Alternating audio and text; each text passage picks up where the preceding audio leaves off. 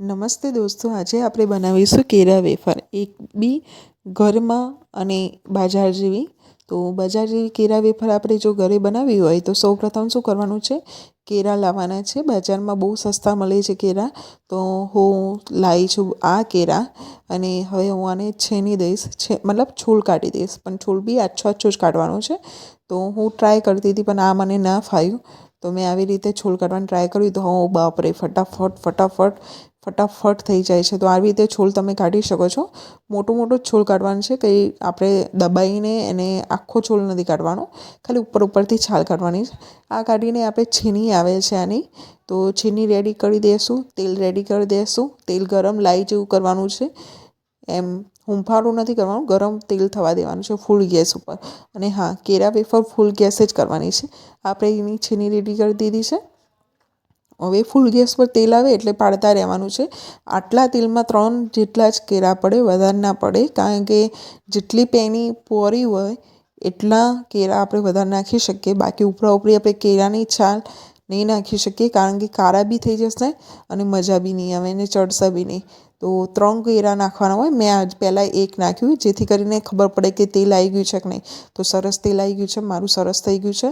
હવે હું બીજી વાર એને 3 થી 4 વખત કેળા નાખીશ. પણ એ પહેલાં મેં રાઈ મરીનું મેં સરસ વાટી દીધા છે, કારણ કે મસાલો કરવો પડશે ને. તો મરી, પછી સિંધા નમક અને મીઠું, આ 3 મેં ભેગું કરી દીધું છે. હવે હું આ બધા મિક્સરમાં જેમ જેમ થતા હશે તેમ હું વેફરમાં નાખતી રહીશ અને વેફર હલાવી દઈશ, જેથી કરીને બધામાં એક સરખું આવી જાય મસાલો. તો મેં આવી રીતે મસાલો નાખતી રહી અને હું કરતી રહી. તો ફરીથી હું 3 થી 4 કેળા લઈશ. જો કે મેં 3 જ લીધા છે એમાં બી, કારણ કે પછી ચડે બી નહીં અને મજા બી નહીં આવે. તો જોઈ શકો છો, સરસ ફૂલ ગેસ પર જ રાખી છે અને ફૂલ ગેસ ઉપર જ કરવાનું થશે આપણે.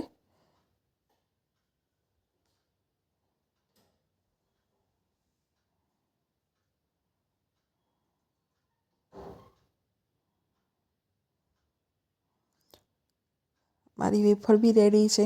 આમાં થોડો ટાઈમ લાગશે, પણ સારી ઘરમાં સારી, સસ્તી અને સરસ બનશે.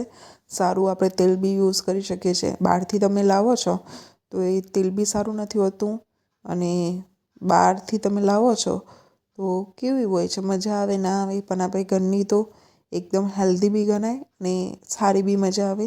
અને આપણે આવી નાની કરીશું તે કઈ રીતે, કેમ કે નાની હોય તો આપણે નાના છોકરાઓને બી આપી શકાય અને ચાલે બી સારી. તો આ વિડીયો જો ગમ્યો હોય તો લાઈક, શેર એન્ડ સબસ્ક્રાઈબ કરના. Thank you.